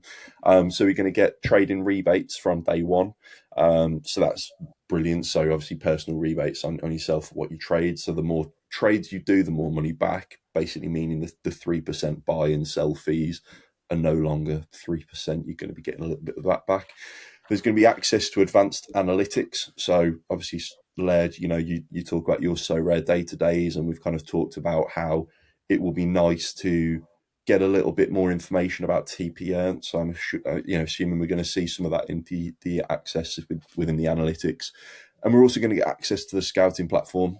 Scouting platform's been, I can see Bruno's probably going to be smiling already, but the scouting platform is where we're going to be able to start to, bet on what players will be coming into the platform, really. So, players that are not in the platform, we can kind of assume that they're going to do well, and high performers will be getting added in whenever there's new batches of players, and those fun tokens will be helping to give extra rewards. So what do we kind of all think about that? Sam, I tell you what, that was it Laird Carl, was it? He scored a screamer yesterday, didn't he? So I think he's they called him out. one got called off, one goal, the first one, the second one counted. Yeah. It's now 3 matches in a row in the Champions League that he scored. In the league, he's been scoring screamers. So I'm waiting for him. I'm waiting for Musiala. I'm waiting for Alfonso Davies. I'm waiting for the whole team, which I'll collect like Pokemon. Alfonso Davies was back yesterday. He got subbed on, Yeah, didn't he? I saw. So that's very happy. brilliant. 9 months. Yeah, Yeah. great No, player. that's good. Is there anybody you're kind of eyeing up then, Laird, on for the scouting platform? Any kind of youngsters that you think will be doing good, or anybody that you think should already be in the game anyway? I was pretty shocked that Musiala didn't make the cut, and I realize he's been injured, but like, I feel like if anybody was making a list of the top 140, he was in it, and so maybe they did it because of the injury. I'm pretty sure Jude Bellingham was injured when they did it, but like we knew when he was coming back. Musiala, we're kind of like, who knows? Yeah, I saw a picture of Davies on my my Twitter timeline yesterday. I was like, holy shit, he's actually back. How about that? No, I think I don't. I keep going back and forth on like how much I'll be into this scouting. I think it's going to be one of those things that once we see kind of what you get from it, it'll be a little clearer. The team at Sport.Fun seems really excited about it, and it was kind of like, oh, when scouting comes, oh, and it's like, okay, like we're excited. You just let us know when it actually comes, and that's when I feel like I'll start to like really dive into it. It is kind of what'll be interesting is to see like how often players get added, whether it's like one a week, one, two a week, one a month, who knows? Because obviously, as we see with, when more players are added, like if there's the same amount of money, now everybody kind of like drops down a little bit, except those new players. And so I think they have to obviously, I mean, they're way smarter than I am, so I'm sure they'll figure out what the timing is. But you got to tread lightly with that when you are introducing new players, especially if there are some who aren't dropping off. Like shout out to Wilfried Singo, who made the 140 and now is no longer there. So I guess we do have a spot, but yeah, it's just I'm interested to see how often player will get added, and in terms of the token, like I have no idea what to expect. Like I genuinely, I have a fun score. Nobody knows what they actually mean. The people I know who have higher fun scores than me, I'm like, yeah, you should have a higher one than me. And but like, I'm sure they'll provide details when they can, but it is just like another one of these like really nice benefits of being on the platform, particularly now, because, we're going to get this allocation, whereas in a year, those people won't. Do you allow yourself to get excited when we get little teasers? So when you saw the fun score, do you get excited at that? Or are you somebody that wants to see the proof in the pudding and waits till the you're logging into the scouting platform to actually get excited? Or are you kind of enjoying this journey towards and the sneak previews to the bigger things?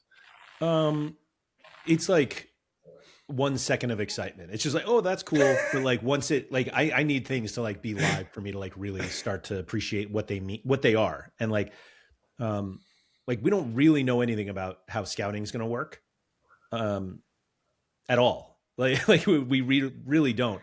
And so is it going to be one of these things that if you scouted a guy early, is the benefit that you get some shares? Is the benefit that you get to buy shares at a low price? Is it some other benefit that requires you to spend more money? Like we don't know what that is.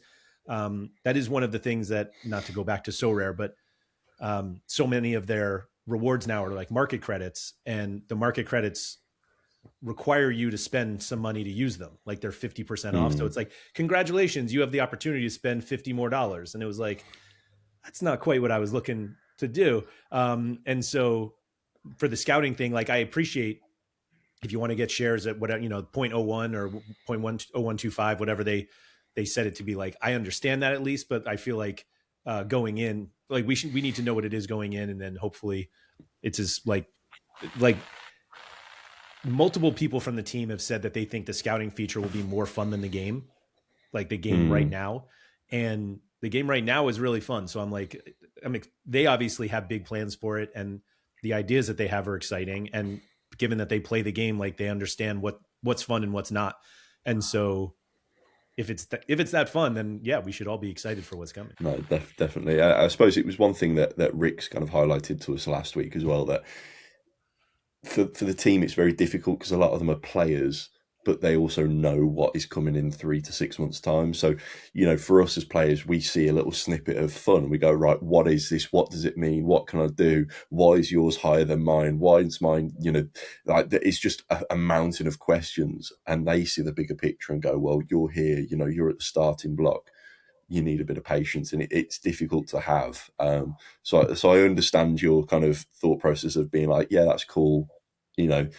Let me know when there's kind of more to see, and come back. But one thing I want to highlight as well is the team obviously did the announcement about 48 hours ago now with the fun score going live. They kind of had a list of criteria, some of which I read out a moment ago, and they'd scored different accounts. I think there was a lot of kind of feedback around harsh scoring. So where we talk about the August spike, there was a lot of people, I mean, myself included, that they'd extracted money from the platform on the way up. Mine was on the way down from the crash. I was like, right, I've watched my money 10x and now it's come down 50%. I'm going to, do that until it maybe hits zero. So, I extracted from the platform. That was 4 months ago, and I've done a lot since. I was top 3 in October for referral rewards. I was 5th in November. I think I was like 60th in volume trade, for kind of volume done a couple months ago. So my account is one of the top accounts, but I did extract heavy 4 months ago. And one of the things I kind of, had a few conversations with people in different Discords is saying, well, does one extraction offset everything else that you've done since? It's like, well, there was an opportunity to make money. I'd have been a fool not to. So, I flipped a little bit, extracted, carried on playing with the port that I wanted. Why does that offset the other things done? And I think I had AJ reach out to me yesterday evening to kind of say, go and refresh your profile. Let me know what you see. And we had a few different, kind of messages forwards and back. And I think it's brilliant that the team can understand they're not going to get it right first time, and that's okay. Anybody that sits there and says, we're going to roll this out, it's going to be the fucking absolute bollocks, it's going to be brilliant, nobody's going to hate it, we're going to nail it, you're a fool. So the fact that they can, sit back and say, as users and as the creators and the devs, this is what we think is good, hear the user feedback and say, actually, yeah, we need to change. And AJ made a brilliant point saying, as the team, they can't just change decisions every time a group of people are unhappy. However, they still need to identify those moments where they do need to make the changes for the greater good. And I think, a lot of the kind of reaction since that amendment has been brilliant. And of course, we can still grow that fun score up to, if not through January.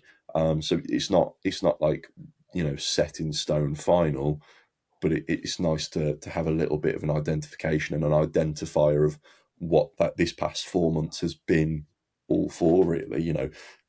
That's the way I see the fun score, is all the good, all the bad that I've done within my account is been scored at this. And it's kind of nice to have a bit more of a clearer, kind of clearer basis with it, really, because I think a lot of us were just traveling in the dark, not knowing if what we were doing is good lad behavior, not knowing if what we were doing was kind of, not bad or wrong, because play the game you want to, but is it a negatively impacting me for achieving rewards and kind of bonuses down the line? So yeah, I just want to kind of, from me personally as a user, I think it's been brilliant, the fact that what they've done so far with that fun score, but also the amendments they made, I think is brilliant. Is that kind of, has anybody else noticed anything since the launch and the changes been made? Are people happy? Are we still a bit miffed?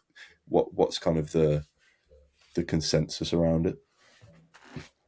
I can't be upset about it because I still have no idea what it like what my level gets me. So I was just like, okay, like I like I said, like a few people that I spoke to shared their levels, and they're like they have way bigger portfolios than me. And I was like, yeah, Yeah. yours should be higher, yours should be lower. I'm in the yeah, this is where I should be. So I don't think yeah, I generally like have no idea if it's good or bad. Maybe we're all actually in bad spots or good spots. But the one thing that I wanted to touch on that you were mentioning that came up last week as well with Caitlin and Ricks, that they're like they've been so visible to the users. I mean, obviously, most of it happens in Discord, although uh, they come on, podcasts like this one, and Adam does a bunch of streams like everywhere. And I think the visibility of the team is really important, and it's obviously helps that they're kind of a smaller team. They don't have millions of users yet, and so it's easier for them to communicate with them. But the Discord is an interesting place, but thankfully we have people in there who from the team that can understand either people's frustrations or help them to understand what's going on. And they have, because of that visibility, we know that any concerns are being heard, whether they're reasonable concerns or unreasonable, they are being heard. If they're unreasonable, they tend to be very they tend to have a good explanation of why they don't do something. And it's like, because a lot of people, myself included, suggestions on the site ultimately come back to like, how does it benefit me? And so when people have these suggestions, hey, you should change it to do this, and they don't think of the next step of like, how does this affect the whole platform? And it feels like the team members who are visible in Discord do think that way. And so they're like, well, if we did that, then this would happen to all these people, or this actually would happen to you. Are you sure you want that? And it's like, okay, never mind. You're right. You guys did it. But their visibility is a huge positive to me, particularly because they're, you want people who want to talk about their product and they want to make it better. They know that they don't have all of the right answers, but they have what they think are the right answers, and they explain those to everybody. And if somebody has a point where they're like, that doesn't really work and this is why, they openly admit like, okay, you're right, we didn't think of that, or we didn't think it was important enough, but obviously the users do, and so they'll change. And just being able to be that flexible and public, I think is great. Just one thing. Usually essentially we're crypto, right? Crypto tokens, they all have some kind of vesting. So it's not a thing, for me personally at least, it's not a unique thing just to football.fun. Most projects, they have a vesting schedule. So for example, when a token launches, they have 3 years where the token gets drip fed each and every month or every 3 months. So I think it's a normal thing. It won't necessarily, in my experience, it won't necessarily mean that people won't sell, because at the end of the day, at least statistically speaking, I have to be honest, guys, and I know everyone's super excited, but 90 to 95% of airdrops of these ICOs, they drop heavily. And that's maybe also in good conditions. Now the conditions of macro are a bit uncertain. So I think if everything is uncertain and then the airdrop happens, at the end of the day, it's people see magic internet money, they will sell. I have to be honest. At the end of the day, it just appears on your screen, and then if it's something and it gets and the conditions are sort of iffy, and as they are now, for example, lots of it depends on the macro, on the timing. For me, macro, at least right now, it's looking very uncertain. Even the whole cycle. So I would proceed with cautious optimism, because no matter if you get it now, no matter if you get it every 2 months, the token every month, it's still a crypto project. That's just my personal thoughts. Magic internet No, money is a phenomenal term. Yeah, it gets thrown I think around a lot in the crypto space. Like just an airdrop, like it just arrives on your screen and then you see it. You're like, okay. Do I sell? Do I stake it? Do I use it in the game? I mean, people maybe take the initial out. I mean, it's still crypto, guys. For me personally. This to me though, kind of it depends on, and I've said this before in different discords. I've said it in conversations with Ricks. I know it. This for me comes down to, is Sport.Fun a fantasy sport game, or is it a crypto kind of stock exchange? I think the game can't go in the middle of the Venn diagram, and I think it needs to go one side or the other. If it's a crypto space where it's kind of, a stock market, let's pump it, let's dump it, let's try and flip money, let's trade heavy, let's try and profit, then airdrops will absolutely get sold.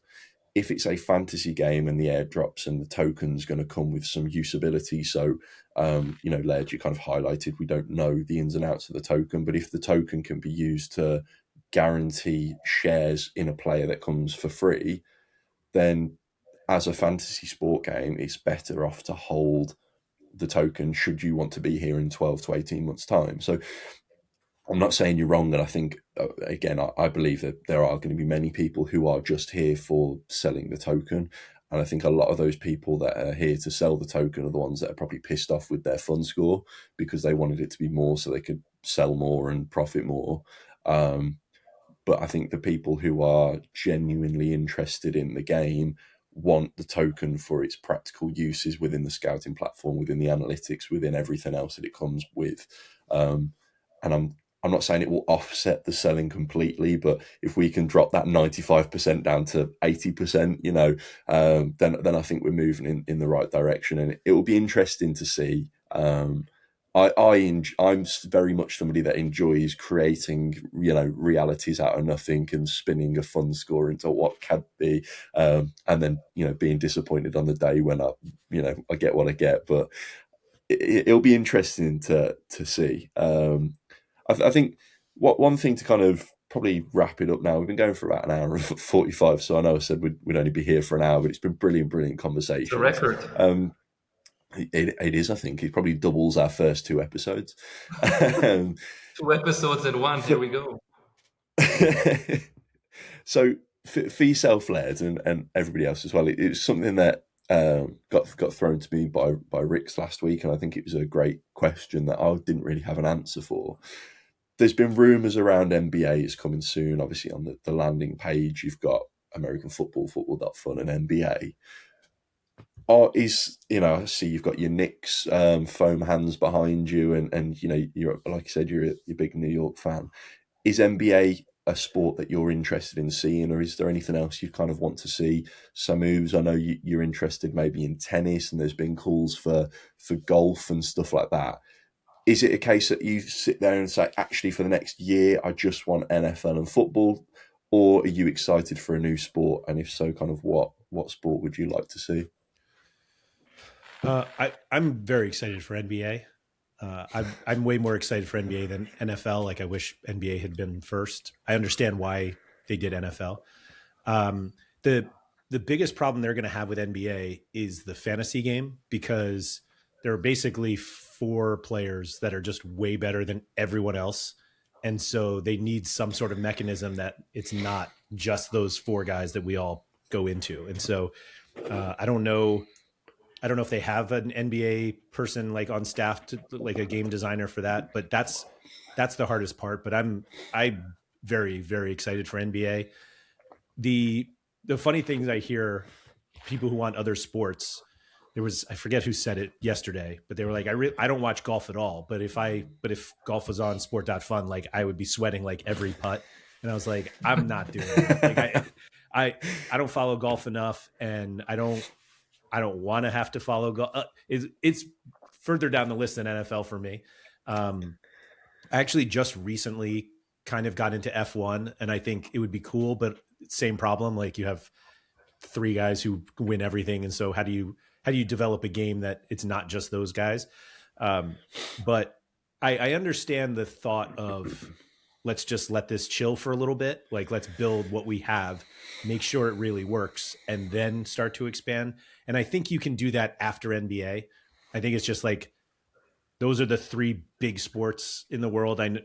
I'm sure people who love cricket will yell at me that I don't include that, but I think with football, American football, and NBA, it almost gives the site like the legitimacy amongst people who don't play on the site already as a fantasy sports platform. Like, hey, we offer the 3 biggest fantasy sports, so come play those. And if you happen to like golf, we're going to have that too. And we're going to have F1 or whatever, the tennis, whatever comes next.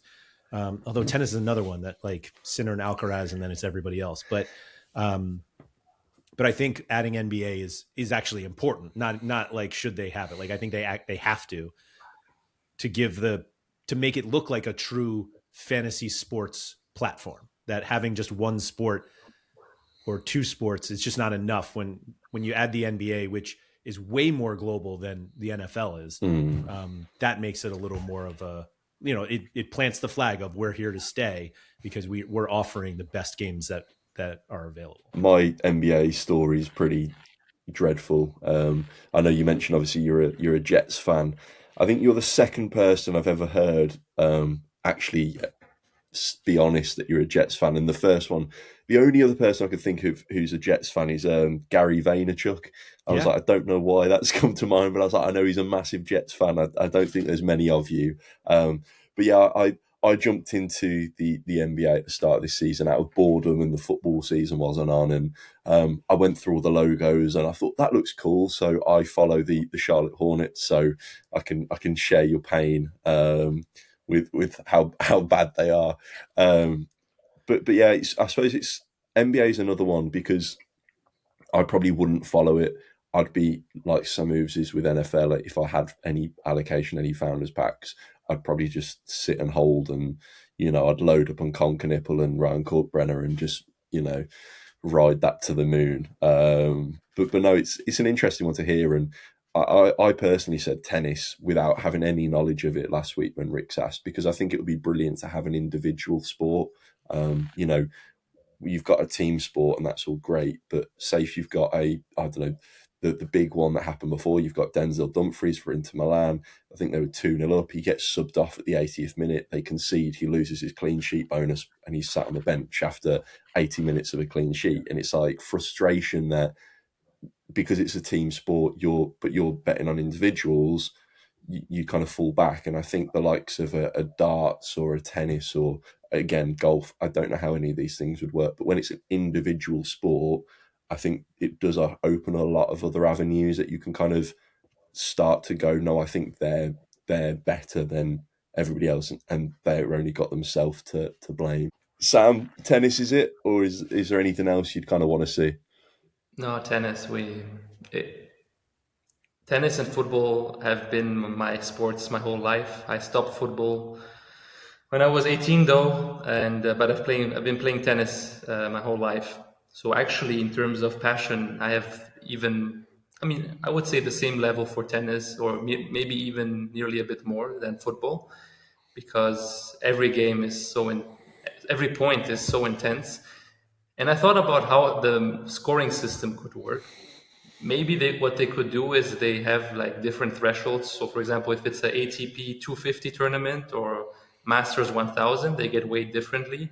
And then the players, they get rewarded based on if they reach the round of 16, quarterfinals, semifinals, and finals. So then everyone wins. But then, obviously, if people have more of Alcaraz than Taylor Fritz, for example, they would get proportionately less because he's always winning and he's always has the most shares. So I was thinking that maybe they could do it like that, where people get rewarded based on what kind of round they reach. So if you get like a nobody and he makes the third round of a Grand Slam or second, he gets good points. But I would love tennis. I'm playing very often, 3-4 times a week. No more football. I love it. I know you speak a few different languages, and I'm pretty sure that wasn't English because I didn't understand a word of that. But it sounds good from a score-based system. But Masters 3000 and something else, I don't bloody know. 1000. 1000. If tennis ever comes, I'll be in your DMs, Sam, saying, "What the fuck is going on?" Yeah, and I'll have an edge actually. Like I'll have actually an edge for once. There you go. No, brilliant. Well, Laird, it's been an absolute pleasure. If you thank you for joining us for this episode. It's been nice to hear your kind of background and your journey throughout RotoWire into So Rare and now obviously on the platform Sport.Fun.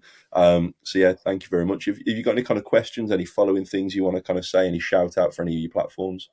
No, I don't have to do that, but appreciate you giving me the opportunity. I mean, I have a YouTube channel, it's football.fun with Laird. And so that's mostly, I probably should rebrand it at this point to sport.fun. But I want to take the blame for how long we went. At the beginning, you were like an hour, maybe a little more than that. I'm a little long winded and I haven't done like a sport.fun live stream in like 2 weeks, which obviously I had a lot to say. So appreciate you guys letting me just ramble on here and have a good time. I have actually a last question. Sorry, let's just push it to 2 hours, actually. Yeah. Just one last one. So obviously we started, it's more of a personal one. We started this podcast, Beloved is in charge of, for example, he clips the things in the podcast. I'm the X guy, so I'm replying, I'm doing all these things. Then there's Palmer, who's in charge of the questions and how the episode goes and maybe the editing. So I was wondering, you're running your own, like, let's say, podcast live stream completely by yourself, and you're basically covering MFL, football, Sport.Fun, and So Rare. So I was just wondering, how do you do all that? How do you cover all these games? How do you run everything by yourself? Because even us three, it's a great help when everyone does one tasks and you're doing it by yourself. So I was just kind of wondering how you do it. So it's the only thing I do. I don't have like a separate job. So this is like content is not pretty much. Content is what I do all the time. And I'm actually quite jealous of Bruno's like clips, because I was like, man, I should have clips like that because they're just so smooth. So maybe I'll be asking about them in a little bit. But yeah, I started doing content on my own like back in March when I left Sorare Data, and that kind of opened the door to more games because I was only doing So Rare before that, obviously. And so I added MFL, and then the football.fun started up. And I've just been really fortunate to kind of partner with each of the sites in different ways that allow me to do this for a living. And so there's always so much more that I would love to do. I just don't, like you said, it's just me. And so there's only so much time in the day. And so, but yeah, I'm fortunate enough to play on 3 platforms that I have a lot of fun with, and I can talk about them pretty much at any moment, at any time. And so I just throw a camera on and, that becomes part of the experience. And, I'm obviously very thankful for anyone who watches the stuff, because it's, it feels better when you make content that people actually listen to or watch. And it kind of keeps you going. And so the Sport.Fun content is at this point smaller than the other 2. And it's because it's the newest. And I think there are more people who are trying to figure out like what's going on with Sport.Fun. And I think content plays a really big role in the way that people become more comfortable with platforms. Like Bruno, you said you found my channel for football.fun, and Sam, you found it for MFL. And I think if you're somebody who hears about a site, you're going to naturally just like Google it and find, are there people talking about it, and what are the conversations about, and how do you get those done? And so like your podcast is like super important because it lets people see how others are looking at the game or how they're talking about it. And you obviously get people from the team to join you. So it gives them more access to those platforms, and so to the platform, excuse me. And so I'm the whole, like, the more content, the better. And so, yeah, so I do it on mine, and I certainly hope that you guys keep this going for the rest of the time. Not this episode specifically, because we've gone so long, but the future episodes. Fair enough. Thanks. Cool. Very good. Perfect. Brilliant question to wrap it up. And yeah, we'll leave it there. Thank you very much, everybody, for listening to the 6th episode. As always, it's appreciate the listening all the way through to the end and all the support with some of the questions that have come through from some of you guys for Laird. So we'll wrap it up, and we'll come back next week for episode 7 with maybe even more guests. See you all later.